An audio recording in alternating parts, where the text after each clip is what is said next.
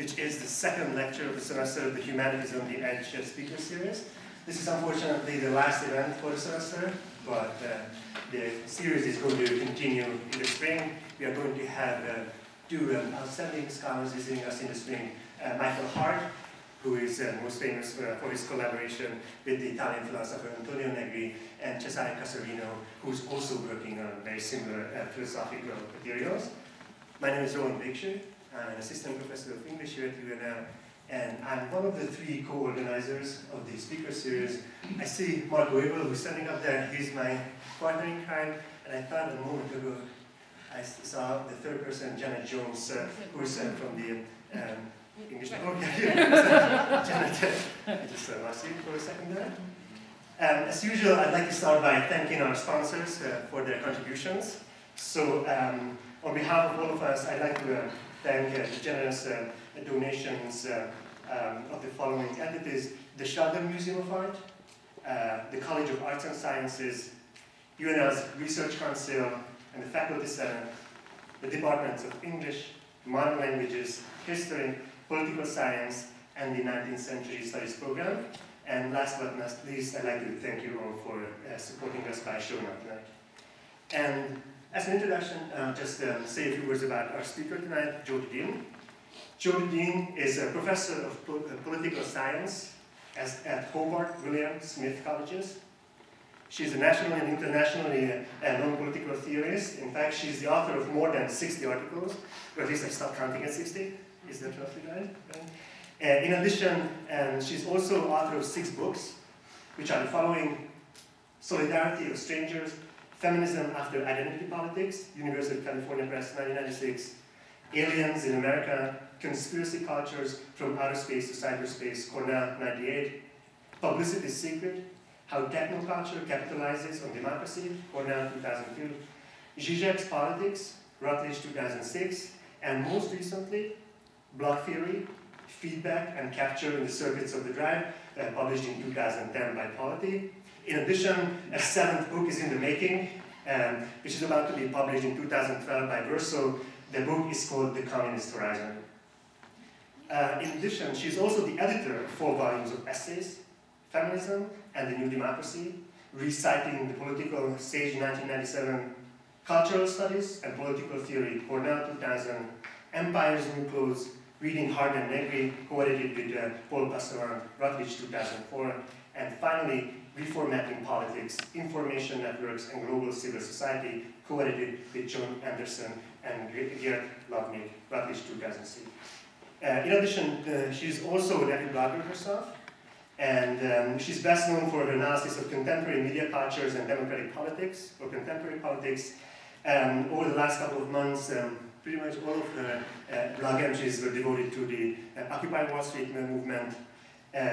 In addition, she's also the editor of one of the most influential political theory, critical theory, online journals, Theory and Event.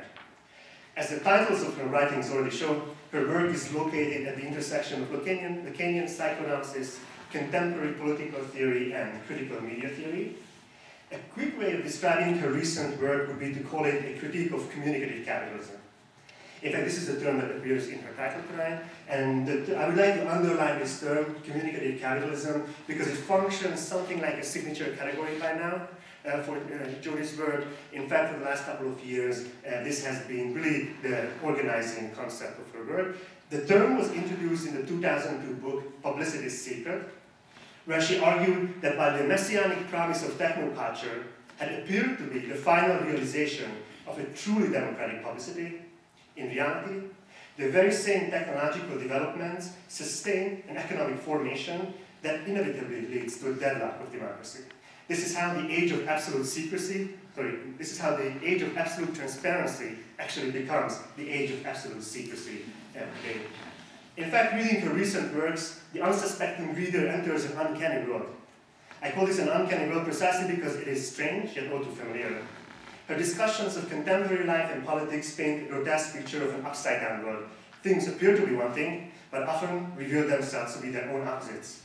This is how, for example, contemporary social conservatism, Christian fundamentalism, and Fox News become for her the unmistakable signs of the triumph of postmodernism. At the same time, the supposedly subversive academic postmodern left is now hopelessly conservative. As she puts it today, quote, capitalism is more revolutionary than the left has ever been, end of quotation.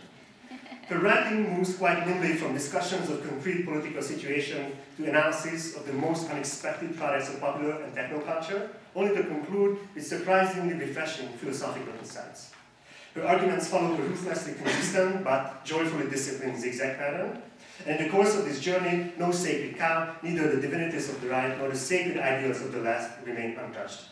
This is why reading Jodi Dean can be a pleasant but also disturbing experience, as she is likely to argue the exact opposite of what our contemporary truisms would dictate us as the common sense law for times. In fact, not even democracy is saved from her.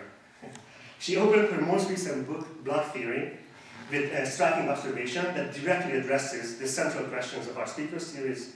She starts this book by raising a simple question: what is the status of theoretical reflection in a psychotic world like this? As she argues in the introduction, today theoretical reflection has become almost impossible.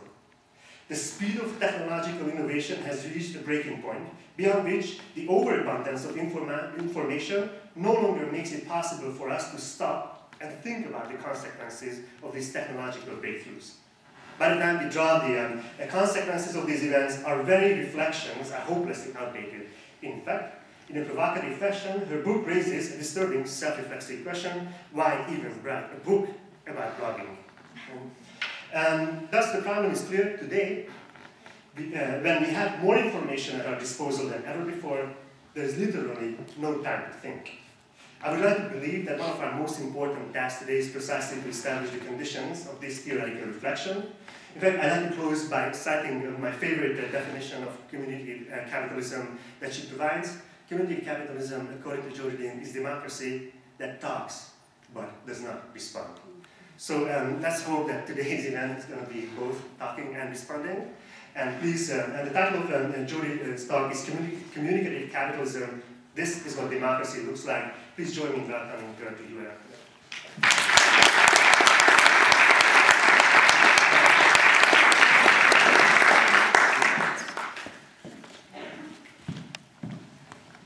It always sounds smarter when it's said by a European. What can I say?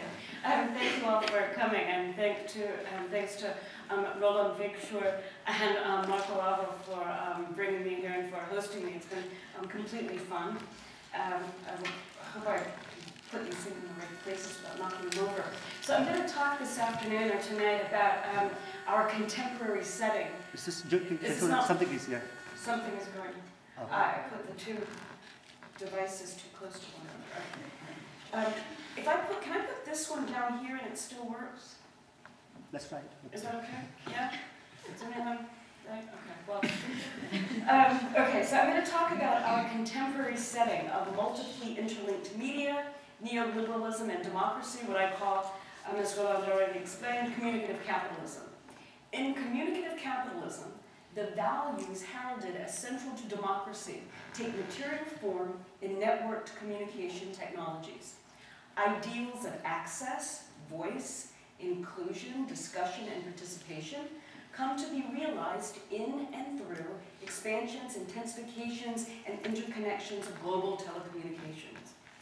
Changes in information and communication networks associated with digitalization, speed of processors as well as connectivity, and memory storage capacity impact capitalism and democracy, accelerating and amplifying elements of each as they consolidate into a new formation.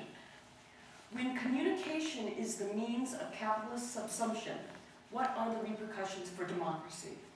That is, if participation in debate, sharing and exchanging ideas, mobilizing politically, dissenting, even revolting, when these are the primary components of the production and circulation of capital, what efficacy do they have as mechanisms for the rule of the people? My answer is that communicative capitalism's realization of democracy eats up democracy's use value. Democracy is not enough. It's inadequate as a political ideal. Under conditions of communicative capitalism, where democracy is the ambient milieu of inescapable participatory media, it cannot express the people's desire and need for economic basics like food, shelter, education, work, and health, not to mention economic equality, ecological sustainability, and the end of exploitation. For the last 30 years or so, in fact, throughout the period of neoliberal capitalism's consolidation, participatory media has offered quick, easy, universal democracy. Anyone with a mobile phone or access to the internet can make her voice heard. Everyone has a voice, and the internet lets us express them all. In this setting, democracy is a marketing slogan, the means of extension for AT&T and T-Mobile and Microsoft. When linked to new media, democracy tags a politics light that anyone can get behind. It's not controversial or antagonistic. And this is especially attractive to purveyors of mobile phones, notebook computers, software, and social media platforms. Our setting, then, is one of the convergence of communication and capitalism in a formation that incites voice, engagement, and participation, only to capture them in the affective networks of mass personalized media. These networks have a weird contradictory effect, or better, they materialize a contradiction. On the one hand, social media networks, and communicative capitalism more generally, produce a collective information and communication mesh through which affects and ideas circulate. On the other, these networks presuppose and intensify individualism such that widely shared ideas and concerns are conceived less in terms of a self-conscious collective than they are as viruses, mobs, trends, moments, and swarms. I mean, that should be weird, right? This transformation of collectivity into the terms of epidemiology, right? An idea with impact goes viral. Channeled through cellular networks and fiber optic cables, onto screens and into sites for access, storage, retrieval, and counting, communication is captured in the capitalist circuits it produces and amplifies.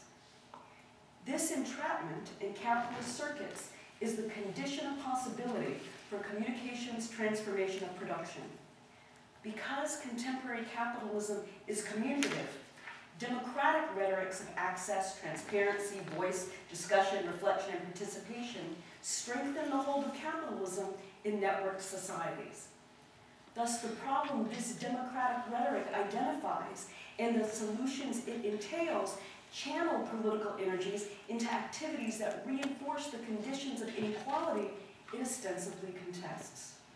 Disruptive events, intense debates, are economic opportunities, right? They're ratings drivers, chances for pundits to opine and opinions to be expressed and circulated as much as they are political exercises. Now, to try to convince y'all that our fetishistic preoccupations with the democratic process of participatory media are distractions and displacements that protect neoliberalism's redistribution of wealth to the very, very rich, I'm going to set out 3 key features of communicative capitalism.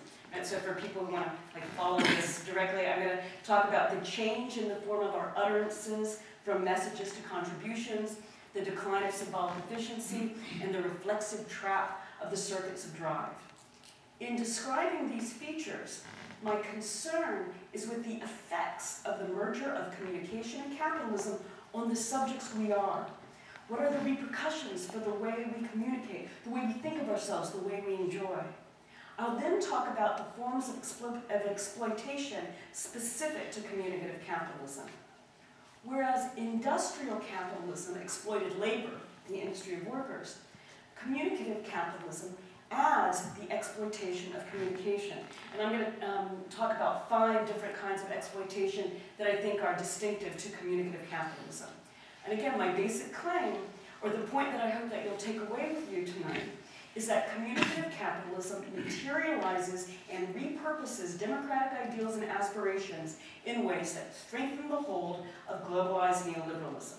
The proliferation, distribution, acceleration, and intensification of communicative access and opportunity produce a deadlocked democracy incapable of serving as a forum for progressive political and economic change. What we have now, debate, discussion, inclusion, opportunities for dissent, is democratic. This is what democracy looks like. And since this is what democracy looks like, we should aspire to and fight for something else, something that will smash the hold of capitalism and claim the common for and as the common.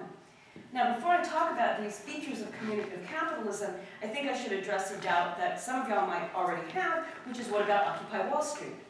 Doesn't the use of social media, particularly Twitter and YouTube, suggest that my thesis is wrong? Isn't the movement a clear indication that networked social media are powerful forces for egalitarian people's struggles, and that democracy is a powerful political ideal? And I have two responses, yes and no. Okay, so first, yes, democracy is a powerful political ideal. We should hesitate, though, and not let our enthusiasm for a new movement of occupation, a movement anchored in physical space, get displaced by talking about it in terms of cell phones and Facebook. When the movement is condensed into a story about social media, we lose sight of the economic inequality crucial to the assertion we are the 99%. We contain, if we focus just on the media aspects, we contain a class struggle against neoliberalism within a democratic script. This lets us convince ourselves that networked participatory media are necessarily in our interest, that they necessarily serve egalitarian ends, and that revolutionary change is available through a technological fix like wikis and mailing lists, rather than that network media are a form of capture and distraction. Right? It makes us think that the movement can be one of just clicking and liking, rather than actually having to show up. To talk about the movement primarily in terms of media lets us persist in our denial of the fact that accompanying our distraction in the media nets has been the greatest increase in economic inequality in contemporary history. Precisely what the occupation movement is fighting to redress. So yes, democracy is a powerful political ideal, one that is materialized in social media technologies that let us imagine ourselves as active political participants when we're just watching occupations online rather than joining them ourselves. In fact, we should be especially wary of the language of democracy when it's used to characterize Occupy Wall Street. Democracy actually de-radicalizes a fight against the top 1% and the political and financial system that serves them.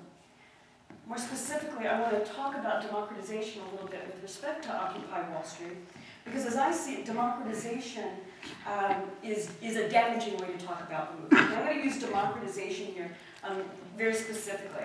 I'm going to use democratization to designate attempts to frame the Occupy Wall Street movement in terms of American electoral politics.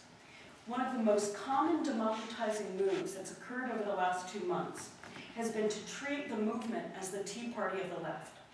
So construed, the movement isn't radically new, it's derivative. The Tea Party has already been there and done that. Of course, this analogy fails to acknowledge that the Tea Party is astroturf, organized by Dick Armey and funded by the Koch brothers. A further democratizing move, and again I'm using democratizing as a critical term here, so a further democratizing move immediately reduces the significance of the movement to elections. Oh, what does Occupy Wall Street mean for Obama? Does it strengthen the Democratic Party? Will it pull the Democratic Party back to the center? This democratizing move obscures the most obvious question. If it were about Obama and the Democratic Party, it would be about Obama and the Democratic Party, not marches, strikes, occupations, pepper spray, and arrests. A related democratization comes with those who try to advise the movement in any number of ways. Right, and you see this is common throughout the media and the blogosphere. And people advise the movement to take legislative paths, to seek constitutional amendments denying corporations' personhood, to change campaign finance laws, abolish the Electoral College, and do something about the Federal Reserve.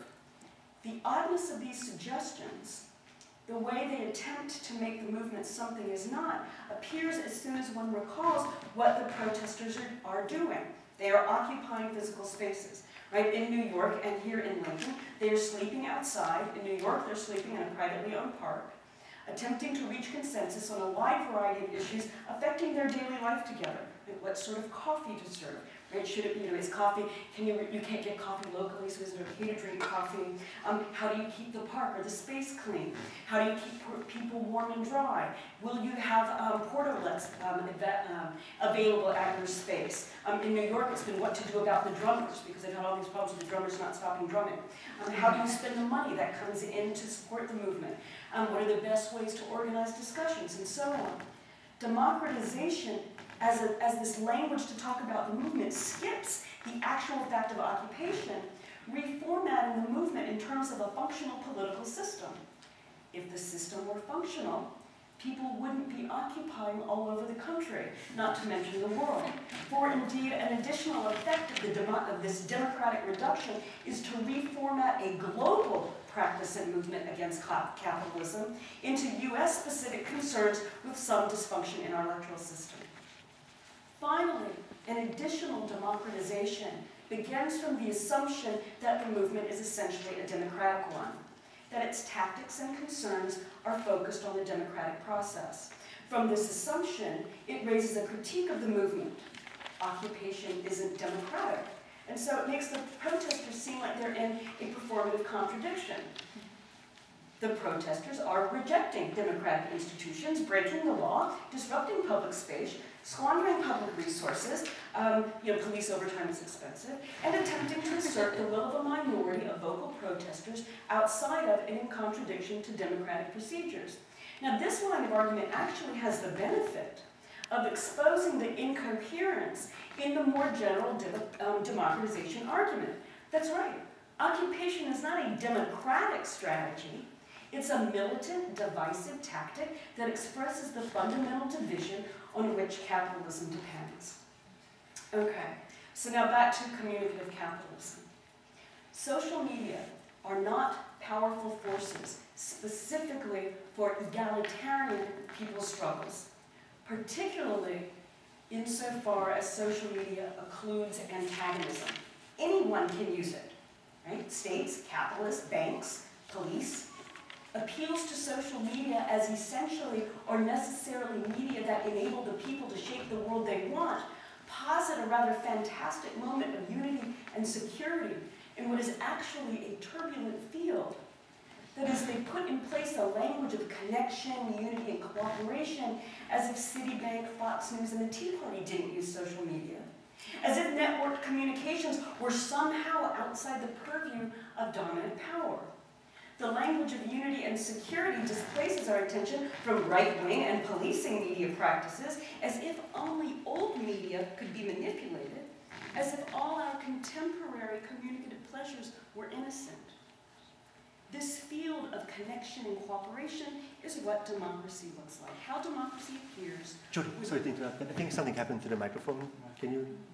So, something happened to the mic. What do we hear? Is this? Happened. You can't hear it? Oh, it went off. It went off. Is it on now? I have no idea. You can hear me, right? So, can you hear me? No, they can. Can you hear? They can't in the back? You can hear me. You can hear me. And you can hear me. It's not going to the mic. It's not going through the system. It's not going to the system. Oh, it's not going to the system. Yay. Smash the system. Yeah, this one's not working either, I think. So should I? Oh, there we go. That's all. We could do my mic check. Y'all can just repeat it. You want to take? Yeah. You want to just take this? You want to hold it? Okay. Okay. No, I think I'm going to end up like banging it. If I speak this loudly, can you hear me in the back, or is it just a drag to have to? I can hear you. We're good. Good. So I'm going to do it without holding this because I know it's going to be. Okay. You're going. All right. So let's see. I'll just start right. I don't know. I'm guessing. Okay. This field of connection and cooperation is what democracy looks like. How democracy appears when politics is contained in a democratic imaginary, a field without antagonism, without unattractive dogmatism, without fundamental division, a field that denies the opposition expressed in the slogan, "We are the 99%. For us in communicative capitalism, this is democracy, a reduction of politics that disavows organization, struggle, duration, decisiveness, and division. Now, it doesn't have to remain this way, and actually it won't, because if we do nothing, despotic financialism will continue to wring out every bit of value from the rest of us, sending us into ever-increasing poverty and immiseration. We can move through the democratic disavowal of antagonism to grasp the common setting within which antagonism appears, namely communication. We can claim this communication as a common, this productivity as ours, not theirs. Differently put, that capitalism and democracy convergent communication makes expressing antagonism in a way that has resonance and duration extraordinarily difficult, but the difficulty itself suggests an alternative, namely that the communicative common necessarily and unavoidably exceeds the capitalist relations into which it is currently inscribed and which incite and exploit it. After all, capital, for all its stimulation of communication, is having a hard time monetizing it. What monetization it has achieved relies heavily on free contributions and unpaid labor, that is work that exceeds the wage relation, but that can't go on indefinitely. The excess of the common opens another political and economic path. I'll call it communism. Okay, so now what I want to do is turn to communicative capitalism in a little more detail. Right, I've talked about why I don't think it's right to think about Occupy Wall Street in terms of democracy, and why actually I think the whole language of democratization disavows the fundamental antagonism that drives capitalism. And so I'm going to talk more about communicative capitalism, and then I'm going to talk about how our communication is exploited under communicative capitalism. All right, so if we want to first do a kind of first pass at understanding the concept, you can think of the most basic idea of communication, right? The most basic notion of communication has a speaker who sends a message to a receiver. So there's a message and there's a response. Under communicative capitalism, things are different. Messages are contributions to circulating content, not actions, not speech actions that elicit responses. So it's like in communicative capitalism, there's a shift from the primacy of a message's use value to the primacy of a message's exchange value. That is, a message's capacity to be circulated, to be forwarded, to be counted. Unlike a message which needs to be understood, a contribution is just to be added, right? You add your 2 cents. One contributes one opinions or one's idea to whatever discussion's going on, right? It's just like, oh, opinions were expressed. And this happens all the time in college and university settings where one measures a successful class by everybody spoke, right? It didn't matter if half the comments were lame, but everybody spoke by itself, some kind of good thing. So, one contributes one's opinion or idea to whatever discussion. This additive feature of the contribution depends on a fundamental communicative equivalence. As a contribution, each message is communicatively equivalent to any other. No opinion or judgment is worth more than any other, right? They each count as like one comment on my blog, or one update on Facebook, or one extra tweet, or one forward. Facts, theories, judgments, opinions, fantasies, jokes, lies, all circulate indiscriminately. As contributions, they're equal. Each adds something to the flow. What matters is not what was said, but that something was said. Points were made, questions were raised, people showed up. And then, and then it adds on, right? New comments can be made. You can like another comment. There are more additions to the stream, and this intensifies the circulation of contributions. Expressed as a logic of the count, democracy loses its capacity to provide a critical wedge against capitalism. The more opinions voiced, the more voices heard, the more democratic, and it doesn't matter what they say, because each contribution is communicatively equivalent to any other. Second, and consequently, communicative capitalism is characterized by the decline of symbolic efficiency. And I get this term from Slavoj Žižek. Now, so I'm going to explain it by first saying what symbolic efficiency is and then its decline. So symbolic efficiency refers to the way that symbols symbolize, right? The way that that a symbol can move from one context to another and still mean something, right? So a crucifix is still a crucifix whether or not it's hanging in a church or around the neck of a rock star. The decline of symbolic efficiency points to a decrease in the circulatory capacities of symbols. Outside a specific context, they're opaque, no one knows what they mean, so they don't translate. And you can think maybe of like Slavoj Žižek and Justin Bieber in an airport waiting lounge, right? Neither one of them is really going to get the other's cultural capital. Right? So the decline of symbolic efficiency then designates an entrapment, our entrapment, in immediacy and locality, such that we are unable to employ terms or ideas that can bring us out of an isolated setting. I should add that as the efficiency of the symbolic declines, images and affective intensities may appear to be all the more powerful, relevant, and effective, right? A picture is worth 1,000 words. And it's easier this way. I mean, it's because it's hard when you don't have meanings that can translate. So it's easier to put pictures on people's Facebook pages, right? Simply, to circulate kitties, than it is to put an idea, right? Sometimes it's hard to know if someone posted something ironically. So you can just like it and then not worry about what exactly did they mean. Your like may have been just as ironic as the other one. So the images then don't confront us with the gaps and limits of our thinking. And because they don't confront us with that, they just feel better, right? They feel more satisfying.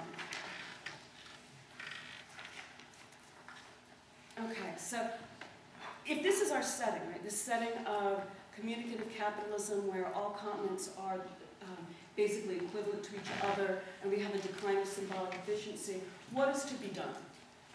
If my thesis regarding the capture of communication in the circuits of capitalism is correct, if this is what democracy looks like, what sort of political response is possible within communicative capitalism? Because I just want to avoid this in advance. Right? I'm not a Luddite. I'm not saying like, smash your media and move to the wilderness or something like that. I don't think that makes any sense.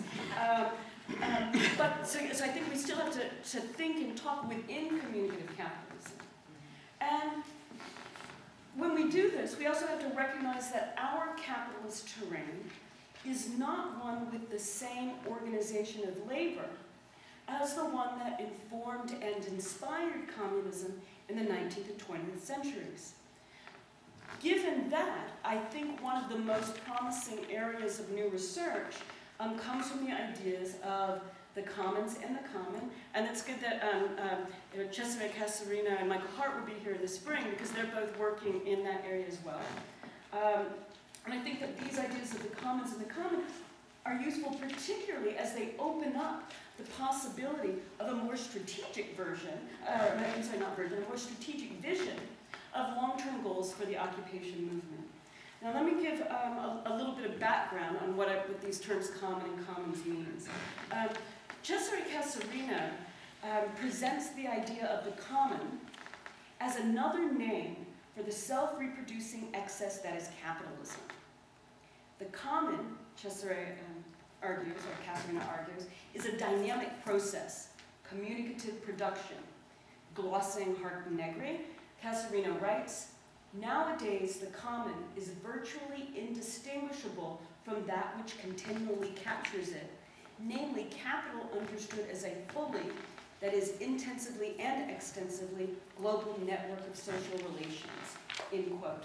Now the intuition here is that circulation necessarily exceeds particular exchanges. Circulation is process and setting, which means that despite laws of property and profit, there is an unavoidable, insurmountable, and common aspect of capitalism, an aspect that manifests itself most clearly and dramatically under communicative capitalism.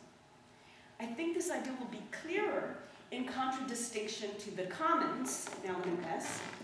Now both common and commons are material and immaterial, natural and historical, so the distinction's not going to be one's material and the other's not. In fact, I think Casarino advances the discussion a lot over all the emphases on immaterial labor, because communication is not immaterial. It depends on a complex, conflictual, and uneven assemblage, satellites, fiber optic cables, broad spectrum bandwidth, cellular networks, SIM cards, coltan, mobile phones, personal media devices, notebooks, screens, protocols, codes, software, operators at call centers, search engines, radio signals, noise, blogs, discord, images, emotions, catchphrases, jingles, jargon, citations, archives, fears, omissions, comfort, denial. Right? With that kind of list, you blur the material and the immaterial and recognize that you can't make a separation between them. And so, again, the difference here is not going to be then between what's material and what's not. So that's not going to be the difference. Casarino's insight is that the difference is that the commons is finite and characterized by scarcity, where the common is infinite and characterized by surplus. The common thus designates and takes the place of labor power, which was Marx's source of surplus value, now reconceived in the broadest possible terms of the potential of creativity, thought, knowledge, and communication as themselves always plural, open, and productive. The move from commons to common helps explain exploitation and expropriation in contemporary capitalism. Right, so just so you can see the move that I'm going to make. Now, Casarino describes this in part as if it's all like unicorns and rainbows, and I think that that is in part right, but better to make sure to keep the critical edge of the both concepts of common and commons, and recognize how there's basically how it opens up exploitation and lets us understand a different kind of exploitation. So I'm somewhat endorsing this move, but I'm also redeploying it more critically than he does. All right, so as we learned from Marx, one of the problems with the expropriation of the commons is that a few get a lot and most are left with nothing. It's the fact that these folks have nothing but their labor power that renders their free choice to sell it not so free at all. Those with nothing else have to sell their labor power in order to eat and live. Privatization, or the enclosure of the commons, leaves them deprived of what they have. Now, such privatization is pernicious and widespread today. One of the ways it occurs is through the extension of credit, whether in the form of high-interest credit cards, mortgage refinancing, or leverage and investment banking. Credit privatizes the future. Anyone with a student loan debt knows that. Your future belongs to someone else. So credit deprives the indebted of what they will have. The situation with the common is different. There is expropriation, but an expropriation that does not appear to leave many with little. With the communicative common, there's more than enough. In fact, there's too much. So a question for the capture of the common in capitalism then is the crime or the harm. If there is abundance or surplus, why is expropriation a problem? Don't network logics exceed economies of scarcity? And some of the kind of wired Kevin Kelly, new economy, internet people, Chris Anderson has a particularly horrible version of this, want to say that because everything is surplus, everybody benefits, right? It's like, no, but you can't eat that. And so they cloak or cover over the way that this communicative common, in fact, is another kind of exploitation, which is what I want to bring out. So there's more than enough, and then the question's got to be, okay, where do we find the expropriation if it's the case that network logics exceed economies of scarcity? Right? And so I'm going to argue it's not the case that the fact that consumers are producers, that consumers are producers does not mean that exploitation is outmoded. On the contrary, networked communications provide multiple instances of expropriation and exploitation of the common. And I'm going to talk about 5 of these. I'll give you a list if you want to follow along. So the 5 kinds of exploitation and expropriation are going to be data, metadata, networks, attention, and capacity. First, Facebook and Amazon claim ownership of information placed on their sites. They claim as their own property the products of unremunerated creative communicative labor. Indeed, a primary characteristic of most commercially successful internet platforms is their capacity to become a singular locus for multiple communicative engagements. Some of these, like Google, collect and store metadata about user actions. And so this is now a second kind of expropriation, right? The expropriation of metadata or our search patterns. And it's also a kind of exploitation, namely of user desire to navigate a rich information field. Google treats the trace left by searching and linking as its own potential resource. A third, broader instance of expropriation and exploitation of the communicative common involves the structure of complex networks. And I mean that a little bit technically. Complex networks are characterized by free choice, growth, and preferential attachment. An example of those would be academic citation networks, blockbuster movies, or bestsellers, the popularity of blogs and websites. As Albert Laszlo Barabasi explains, complex networks follow a power law distribution. The item in the first place or at the top has much more than items in the second place, which has more than the one in the third, and so on, so that there's very little difference between those at the bottom, we could call them the 99%, but massive differences between the top and the bottom. So, in writing, right, lots of novels are written, few are published, fewer are sold, and only a very few become bestsellers.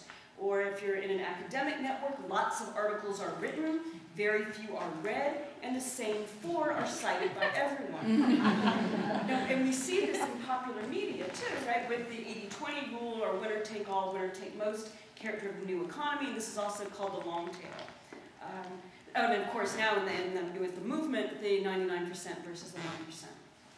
In the examples I've been giving of these networks, of these complex networks characterized by power law distributions, the common is the general field out of which the one emerges. Exploitation consists in efforts to stimulate the creative production of the field in the interest of finding and then monetizing the one. Expanding the field produces the one, or in network language, hubs are an immanent property of networks. Such exploitation contributes to the expropriation of opportunities for income and paid labor, as we've seen in the collapse of print journalism and academic presses. And we need to recognize here a primary condition of labor under neoliberal capitalism.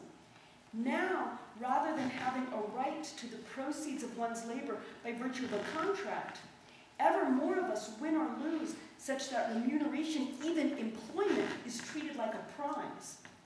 In academia, art, writing, architecture, entertainment, design, and in increasing numbers of fields in the United States, people feel not only fortunate enough to get work, to get hired, to get paid, but more and more tasks and projects are conducted as competitions, which means that those doing the work are not paid unless they win. We work, but just for a chance of getting paid. Now, for the benefit of any political scientist in the room, I can explain this actually with a comparison with using some language from Thomas Hobbes. Thomas Hobbes talks about something like this in Leviathan, chapter 14. Hobbes explains that the one who, Hobbes is describing marriage, right? So Hobbes describes merit in chapter 14 of Leviathan. And he explains that the one who performs first in the case of a contract merits that which he is to receive by the performance of the other. Because of the performance of the first, the second is obliged to give the first what is due him. In the instance of a prize, we also say that a winner merits his winnings, but there's a difference. The prize is the product of the event, the contest. The relation between the one awarding the prize and the winner depends on the goodwill of the giver. There's nothing that specifically links the winner to the prize. The implication of this shift from contract to contest, from wages to prizes, and I think it's a shift that we're all being sucked into because of this so-called reality TV competitions. The result of this is the mobilization of the many to produce the one. Without the work of the many, there would not be the one, and this one is necessarily contingent. The Obama administration has made inducement prizes a key part of its so-called strategy for American innovation. Outlining its vision of a more competitive America, the White House said that the government should take advantage of the expertise and insight of people, both inside and outside Washington, by using high-risk, high-reward policy tools, such as prizes and challenges to solve tough problems. End quote. What goes unmentioned? The characteristics of those in a position to take risks. Contests privilege those who have the resources that let them take risks, transferring the cost associated with doing the work to the contestants, furthering neoliberalism's basic mechanism of socializing risk and privatizing reward. People pay to do the work for which they will not be remunerated, which is just like what happens with art, blogging, most writing, and most creative work. Inducement prizes, contests, are thus amplifications of the entrepreneurial attitude. Amplifications and alterations. The work is done and then maybe paid for if you're the winner, and likely not the losers.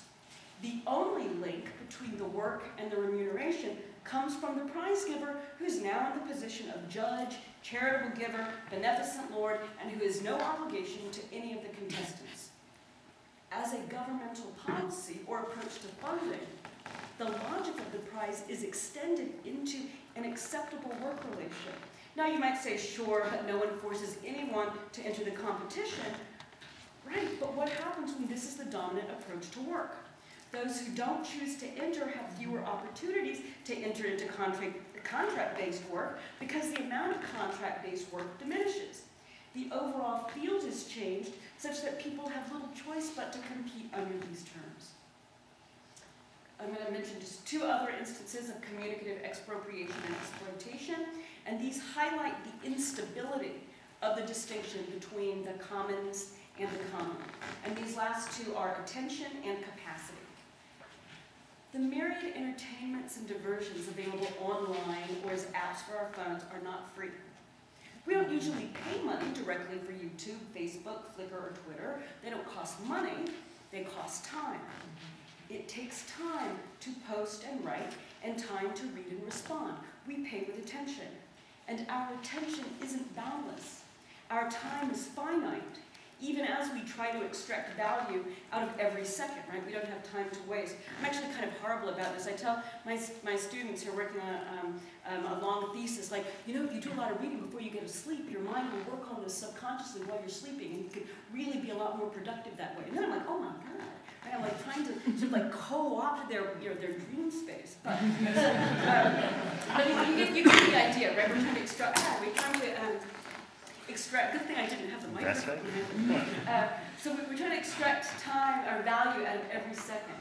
So we can't respond to every utterance, click on every link, read every post.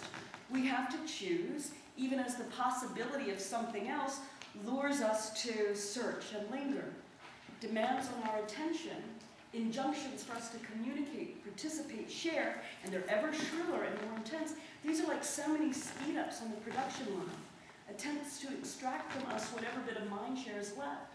When we do respond, our contribution is an addition to an already infinite communicative field, a little demand on someone else's attention, a little incitement of an affective response, a digital trace that can be stored, and so on and so on. We pay with attention, and the cost is focus. This cost is particularly high for progressive and left political movements. Competition for attention, how do we get our message across? In a rich, tumultuous media environment, too often and easily means adapting to this environment and making its dynamic our own, which can result in a shift from doing to appearing. That is a shift from thinking in terms of getting attention, a shift toward thinking in terms of getting attention in the 24/7 media cycle, and away from larger questions of building a political apparatus with duration. Infinite demands on our attention demands we make on each other, and which communicative capitalism captures and amplifies, expropriate political energies of focus, organization, and duration vital to organized struggle. One of the great achievements, I think, of the occupation movement and of occupation as a tactic is the way it concentrates focus in a space that has to be maintained and organized, and that has real material requirements that can't be ignored. The last instance of expropriation and exploitation of the common and commons involves capacities. Just as industrial labor expropriated craft skill, breaking it into its smallest components and distributing these components via mechanization and assembly lines, so does communicative capitalism participate in the dispossession of our previously common knowledge and capacities. Computer chips and processors, smartphones, and MP3 players are primary components of the expansion and acceleration of disposability. Computers are antiquated in under 3 years. Mobile phones become old-fashioned, if not quite obsolete, in about 18 months. And what this means is that we don't learn to fix them. Capacities to repair the items we use daily have diminished, and the supposition is that we can just buy a new one. Now, this was already the case with the rapid expansion of domestic goods after World War II, particularly in the US. Middle-class households became less likely to make the things that they needed, like clothes and furniture, and instead to buy them. Pressures on households to earn income, even while raising kids and participating in the care of others, has meant increased reliance on takeout food, fast and frozen food, and a corresponding decrease in capacities to prepare and cook fresh food. I don't think that's just me. I think that's probably a broader thing. Contemporary media highlight the expropriation of capacities of many in the middle and former middle classes. Right? Experts are always providing guidance in household organization, right, on these TV shows, like telling people how to dress, how to take care of their children, basic cooking skills, how to get along with other people, right? Reality shows focus a lot on, how do the people interact. Neoliberal trends in higher education seem bent on extending these dynamics of the expropriation of capacities to the university. Capitalism in the US no longer requires a skilled, educated middle class. And so universal education is no longer necessary.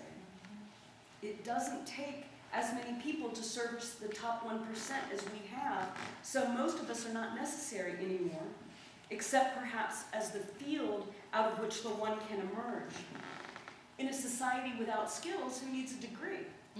In a setting that reduces education to knowledge, knowledge to information, and information to data, we are told that we can find out whatever we need to know by Googling it. So we don't need professors to tell us, or at least not very many. We have a couple of great universities, one per state, and if you're at the flagship one, your life is much better.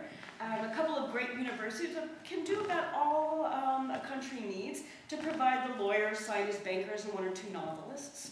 And if not, then there's a global elite. For the most part, though, we've now become accustomed to letting the network technologies do it have to so that we don't have to, to do it for us so that we don't have to. So we've outsourced basic skills, or they've been expropriated from us. And I think another crucial aspect of the occupation movement is the way it is inciting and installing a kind of new capacitation. Through the work of occupying, people gain new skills. And these skills only increase and expand the longer the occupations go on. To conclude, communicative capitalism celebrates and relies on constant, nearly inescapable injunctions to participate, to express oneself, to be part of a common. We are the world. That is then expropriated from us for the 1%, rather than shared by all of us. Communicative capitalism enjoins us to share in an illusion, to embrace a fantasy that extreme inequality is accidental, like a prize, rather than essential to the capitalism of global communication networks. Occupy Wall Street has shattered this illusion.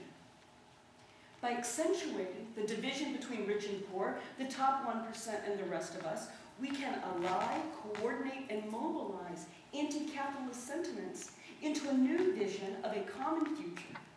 We won't get there overnight or through some kind of imminent becoming. That's a distinct Deleuzian people, who might have Deleuzian tendencies.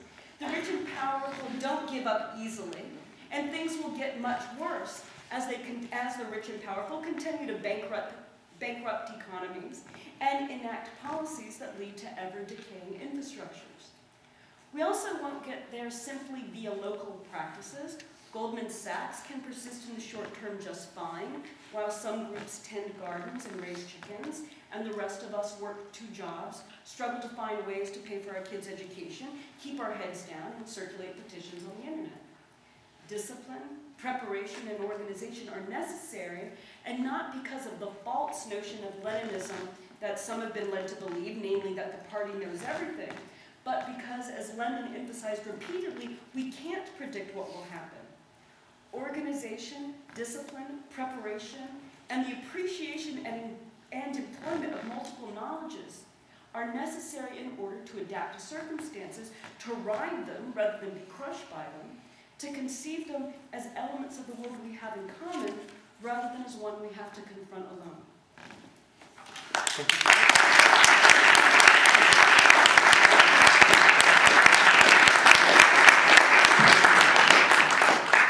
So we have time for questions at this point. We'll ask maybe Jodi, maybe in the past there have been issues that not everyone could hear the questions. Can you maybe repeat slightly the question?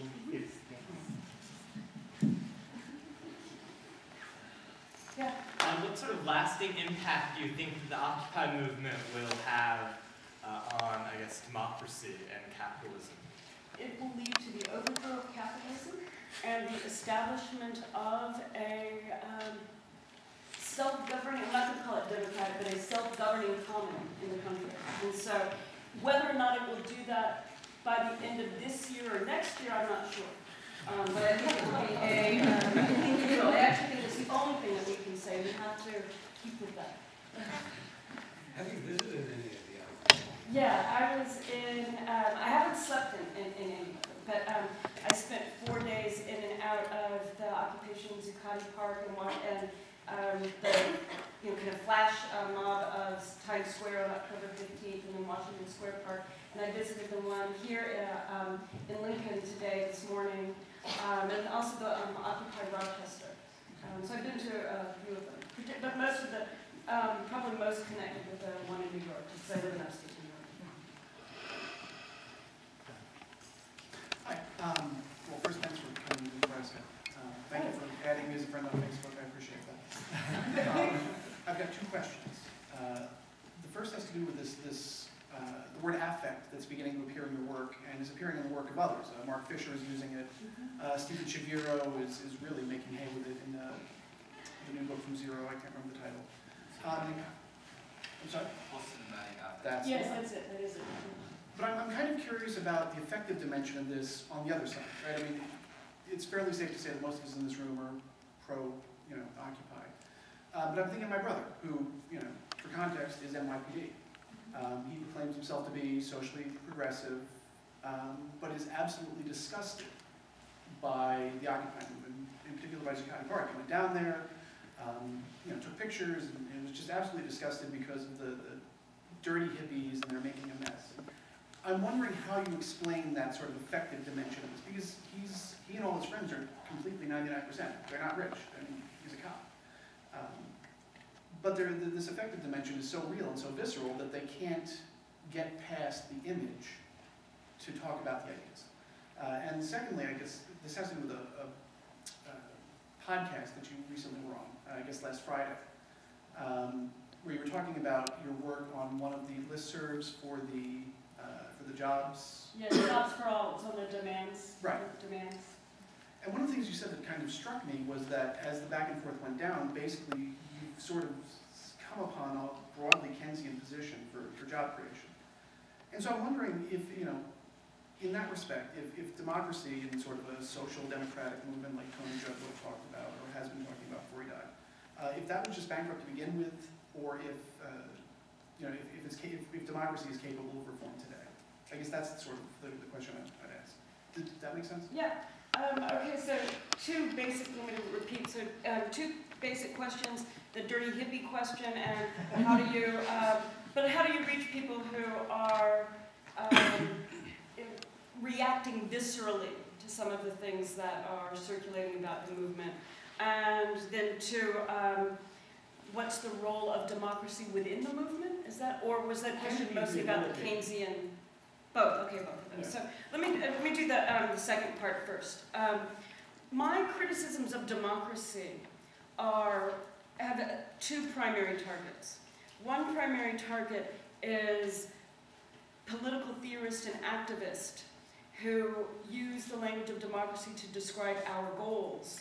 And I think that that language does not provide the proper division or gap with mainstream culture, and so it's easily absorbed. And so that's why I'm critical of democracy there. I also think that, so that's the first part. The second one is, I don't think we can get where we need to be through the kinds of democratic processes that we have in the United States. So that's the second part. Within the movement, I think democracy is also a little bit, it doesn't seem to have the necessary heft to describe, let's say, the consensus processes and how long they take, and how you're building a community. You're breaking with your everyday life. You are building connections with the other people. This is not just like an exchange of reasons, and it's not an exchange of interest. It's the development of a new collectivity, a new relation to one another. Maybe that gets back with a kind of democracy that Rousseau might have theorized, but I don't think that's what it means for us anymore. So I would say within the movement, I've become more and more impressed by consensus policies. I recognize that they're limited and there are problems with them, but I don't want to call them just democratic. I also don't want to use a language of democracy that automatically excludes often more necessary kinds of action on the ground, more kinds of, I'll just say more necessary kinds of direct action. On the Keynesian part, well, okay, so this is the New York group has been very divided around whether or not to have demands at all, right? And so some people think no demands, there shouldn't be any demands, occupation is its own demand. And other people think, well, actually, why not have one or two demands? I mean, it's not we can be making the demands on ourselves. It's not like we're asking power to give us something. We're claiming it, and we will use this demand to organize and rally ourselves. And so there's been that split. The Demands Committee, which I'm on, thinks that, yeah, we can find demands that seem reasonable, but are actually impossible to be filled. And Zizek theorizes this somewhat as well. And so this is where the Jobs for All comes in. Actually, the demand is for 25 million jobs. There's never been that kind of employment in the United States. Right? You can't even in the Roosevelt years, they didn't have the amount of new jobs that would create would actually require like children and people in hospitals to work. I mean, it's actually a kind of nonsensical number, 25 million jobs. And so what it does is present as if it were a practical demand what is actually something that shows the impossibility of our contemporary economic situation. So I don't think, and I'll tell you honestly, my first worry about the whole Jobs for All thing was exactly that. Oh my God, this is too mainstream, this just sounds like Roosevelt, I mean, blah, blah. I mean, I was really critical. And then some people on the list, and another person on the committee, Doug Henwood, who writes the Left Business Observer, and is also active writing in these settings, was the one who explained, look, 25 million is crazy. And so I was like, okay, good, then I'll be behind that one. Okay, so that's the Keynesian part, the democratic stuff. On the affective part, I mean, anti-Semitic, racist, anti-working class, anti-urban rhetoric has always relied on a language of filth and disease. And so this is not something new or unique to the current movement that's happening. I think that one way to, I mean, it's not like you're going to have a long conversation with a few history books with most people, you know, NYPD, particularly in the middle of an action. But I do think that trying to explain histories of rhetorics of disease and dirt can be really useful. And that let people recognize, oh, right, that's not something new here. I think another way that that can be addressed is to say, right, but there are other things that are dirty that no one's getting bent out of shape about. So why these particular things? And what was really horrifying over the last week was the way that particularly, the New York Times is one that just drives me up the wall. New York Times and a few others are repeating this story of, like, oh, deaths in connection with Occupy Wall Street, and you know, the death in Vermont and the death in Oakland. Neither, you know, the one in Vermont was a suicide. In Oakland, it was not someone at Philly. It was actually the Oakland police said it didn't have anything to do with the movement. And so there's these associations going on that are simply false. This should open us up to essentially the ideological forces allied against us. So I think I mean, for crying out loud, but one of my friends who is in Oakland was saying that the Oakland papers are running stories about, oh, it's so dangerous there that there's kennel cough and the dogs are coughing. It's like, oh, come on, right? Really? Really? That's the problem? It's like, you know, why didn't you then have, you know, do you have really good animal shelters? Probably not. So why are you making this your issue? So I think trying to point out the ideological role of those arguments is not trivial. Yeah, it could do something. You had stated that the ultimate goal of this movement would be the end of, you know, neoliberalism and capitalism as we know it today. With the crushing of these occupations, the coordinated and systematic crushing of these occupations, you know, in various cities from Oakland to New York, do you think that can be achieved in a non-violent, peaceful manner? Do you think, like the NYPD, who recognize that they are part of that 99%, will you know, lend themselves and say, hey, we won't do this anymore before it gets to the point where, you know, it's the police versus the people? Because myself and 13 other members of, you know, Occupy Lincoln went to Occupy Denver this past weekend and experienced the, like, police force and brutality of crushing these, and how people would become so overwhelmingly frustrated. And, you know, they were chanting, the police are the army of the rich. And you just said, you know, the 1% aren't going to give up easily. And so, will this be peaceful? I would think it's unlikely. Right? I mean, honestly, it's not peaceful now. So, I mean, right now, as you rightly said and pointed out, there is violence is being used against peaceful protesters. So, it's already not peaceful. I mean, what is it? One of the kind of slogans that appears, it's only violence when we fight back, right? I mean, that can't be right. But right? What do we do? That's what I'm saying. Like That's the real question, right? That's the huge question. Because if you think about it tactically. If it gets more violent, we lose, right? Because we're unarmed, right? We don't have the weapons. They got freaking nuclear weapons. Not that I think they would use them, but I mean seriously, the actual tactical difference is really crucial, and so that's a bad sign. So I think it has to be. I mean, I'm not saying don't ever use violence. I'm just saying that it doesn't seem like a really promising call in the long run because we're out armed. So if that's the case, then what do you have to do? And then it's the organizing, right? It is the on-the-ground work. It's the on-the-ground work of talking to folks who are in the police departments, right? And I don't mean in the kind of like, oh, let us all get along. I mean, we are all the 99%. You know, all the police step down. That's not nothing, and that can happen more and more places. I also think that we've got to not get too tired. We've got to exhaust them too, right? So I mean, it's long and drawn out, but I think that working with them, recognizing that we're all in the 99%, will let them more step down if possible. I mean, that's not great. It's a tactical discussion. It might be that each city will have different things that happen in it. But I think that the things to be really sure of is that we cannot win by violent means. That doesn't mean we can't ever use them, but we can't win that way because we're not armed.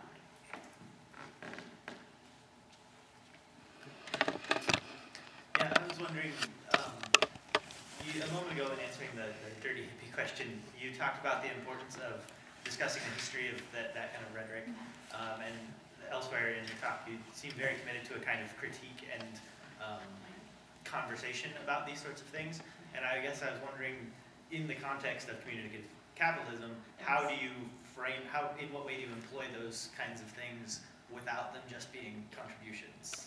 Yeah, that is absolutely right. That is completely the problem, and I don't think I have a huge answer, right? I mean, this is the dilemma. This is where I was talking with Roland about my talk. Is like, God, I'm a little bit reluctant because now I'm right kind of caught in the middle of these sorts of two ways I've been thinking about these things. And my hope, okay, here, I've got like two theoretical hopes on this. One is the hope of emphasizing the gap consistently between what the movement, or what, basically, the kind of gap of class antagonism, or the gap that the movement opens up between the 99% and the 1%, and keeping that as a focus.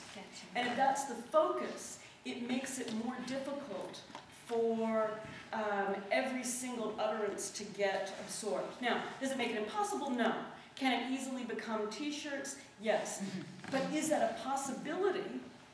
Maybe, right? So I don't think there's a guarantee there, though I think there's a possibility there. I think the other thing is that the movement has been galvanized, so it has its own logic now. That wasn't the case, say, 2 or 3 years ago, when everything was really scattered around multiple different issues and multiple different voices. So I'm hoping that the kind of strange attractor of the movement has like I don't know, like almost like a physical force, right? So if you think, I'm thinking of like, you know, the maps of Twitter on October 15th, particularly if you look at the Italian Twitter, and as the Rome violence was going up, the Twitter feeds are getting bigger and bigger, so you can see it like weather formations. And I'm thinking the more we can keep that kind of centrality of a movement discussion, the more that can maybe keep utterances in an orbit, right, or around an attractor that helps them not dissipate out everywhere.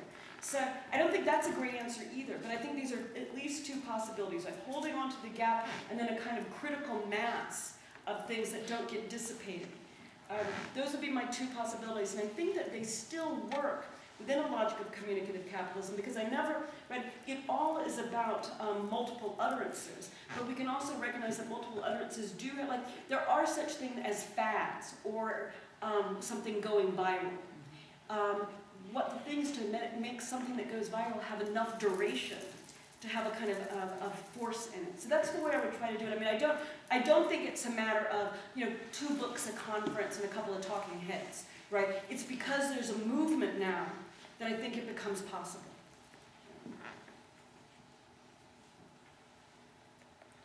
Any other questions? So what are your thoughts on WikiLeaks? Like, are such means to justify the ends of subverting oppressive socio-political structures? I heard WikiLeaks, and then I didn't hear, what was the rest of it? So like, just are such means too extreme to justify the ends of subverting oppressive socio-political structures? No.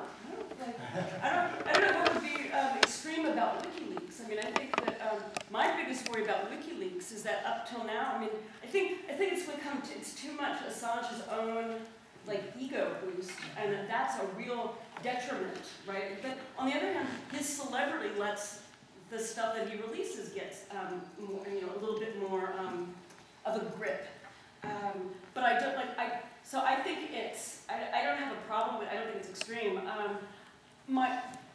Before Occupy Wall Street, my biggest problem with it was that all it did was create news of itself, rather than really news about the stuff that it was allegedly releasing. And so, I mean, if you think about it, with the kinds of stuff that WikiLeaks leaks, there's not any real news there, right? I mean, the problem is not that people lack information. The problem is that people lack will.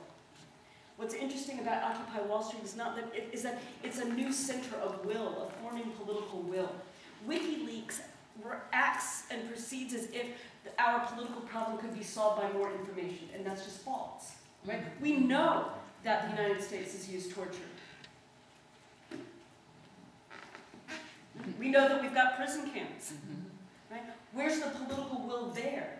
Right? So it's not. That's my only problem with WikiLeaks. But yeah, they should keep doing their thing.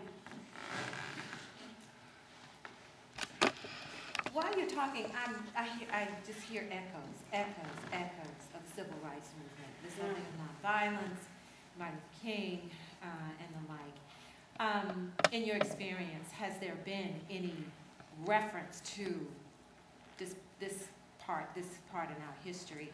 You know, the talk of, you know, what King put down, and others in, you know, for, you know, during this event now, this historical event that's going on. Oh, my sense is that that folks are very historically conscious and enabled by the fact that there was a civil rights movement that made a difference. And particularly, this actually came up, I don't know if he's in here, but it came up in the seminar this afternoon, the Poor People's Movement. Yes. And the stuff that's been, I think that I've heard circulating the most is what King was doing before he was killed, and how the real movement, his next step was in this important direction, and that's where, you know, he's cut off, and that's where our progress has been cut off. So I think that legacy and echoing is absolutely is part of it and is crucial. And can only be more brought into. Like for me, when I just recently did for the journal, I edited a kind of timeline of the what's been happening on Occupy Wall Street, and I think that this isn't the same as civil rights, but you know, the very first days in particular, the folks in Zuccotti Park were being criticized as being basically too white, and that it wasn't very inclusive. But it's probably September 22nd, I'm not sure the exact date.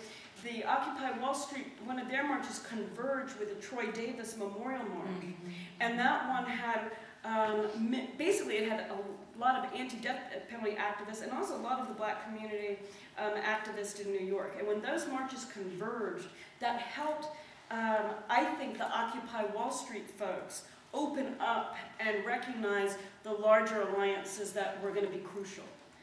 So that's not the exact same, but it was a kind of moment that was crucial to building. Yeah, I just want to build off that question. I was thinking about the occupation of Alcatraz and the need to kind of, I mean, eventually, of course, we know it didn't work, but that there were lessons to learn from there, and that there were attempts to build coalitions outside of the people who were involved in the movement, you know. So I'm wondering, do you see similar attempts? That was one example that you gave on that particular day, but of members of the various occupation movements trying to actually build coalitions with other organizations. I know the labor movements came in, a couple of unions came in certain areas, but do you see people talking about that? Because I think that was one of the strong points of what happened in Alcatraz before it was shut down, that they were trying to get people who are not indigenous Native American people involved in not necessarily the occupation, but supporting the movement outside, because the occupation was really... Yeah, I'm most familiar with the movement in New York, and there's a lot of really specific engaged action, right? There's been, another branch, right, Occupy Harlem, and then marches back and forth. There's also been, right now the demands committee people are really active in going to specific groups saying, do you endorse this demand, to bring it back to the GA, to say, look, this is not just one small group, we've got endorsements from these unions, from these activist groups, from these community groups. There's alliance, I don't want to speak too fast. Because alliances sounds a little bit too strong. There are major efforts to get, to work with, and to have it. I mean, right now, you know, most of the marches can't be done just by the occupiers, right? They require bringing in other activist groups. So a number of the folks that I know have been active with the folks who are fighting foreclosures. And those are they've got their own activist networks around foreclosures. And so that's a nice point of unification. So I would expect that it's the same in any of the big ones, but I don't know for sure. But I know in New York that is like 90% of the discussion. That's not in the park, but that is in the new spokes council. People are very conscious of the other alliance. Everything depends on the alliances. So we have time for one final question. What kind of financial structure do these, I don't want to call them kids, these adults have in New York? And what is the average age of? I can't tell you the average age. I think that, and the reason is, as there's the movement's amorphous, right? So do you count the people sleeping in the park? Do you count the people who are coming to the GAs? Those change, right? Every day. In the demands group, I know that there are a few graduate students. There's some middle-aged people like me. There are a couple of senior citizens, and other people I don't know because I just know their internet names. I don't think that. Oh, actually, well, let me start with let me go back. So on the average age, I think that's hard to say, right? It seems like we know. I do know that for the initial week or two, the folks are young and college age and graduate student age. But a number of the folks who came in later and have been, have moved into the park before they were cleared, and now here's what's happened, were different age groups. But I don't think it's right to say it's primarily a youth or young people's movement. In fact, the stuff that I've read about the movement as a whole is that it's multiple ages, and that strikes me as I think from my experience that resonates with what I've read, right? That it's multiple ages. On the funding in New York.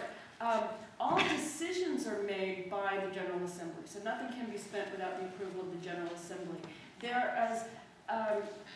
I don't remember wherever that they deposited money or where they're placing it, but you can make donations online, and that's where a lot of the funding is coming from. Different particular enterprises, let's say like the Occupy Wall Street Journal was funded through Kickstarter. And some of the other media projects have also been funded through Kickstarter, right? Where people just make donations online, and then that money is released to the people in that group. But those don't go directly into the Occupy Wall Street General Assembly. Those are separate projects. Do you think you guys can overcome the haves then with such a poor financial structure? I think that what we have to do is change the system so that it's not about the financial structure. And I know that seems hopelessly naive, but call me crazy, right? I mean that really seriously, right? That's got to be the point. I mean, the whole point is that this can't be politics that's just based on finance, right? It's based on, I mean, ultimately, at the end of the day, it's going to be people in the streets. And the more people you can have in the streets, longest, right? That's what's going to push stuff. Thank you. Marco? Okay, we have to end it here because we have the auditorium only until 7 o'clock. We want to thank Professor Dean for her talk, for sure.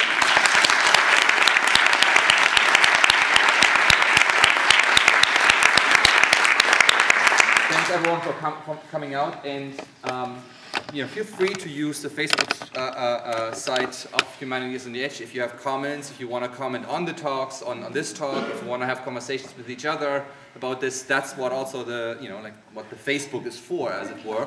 Even though we heard a certain kind of critique, of course, but that doesn't mean that, and also if you become like a friend of Humanities on the Edge, that way you will sort of stay up to date on the future events. So again, thanks for coming out. Thank you.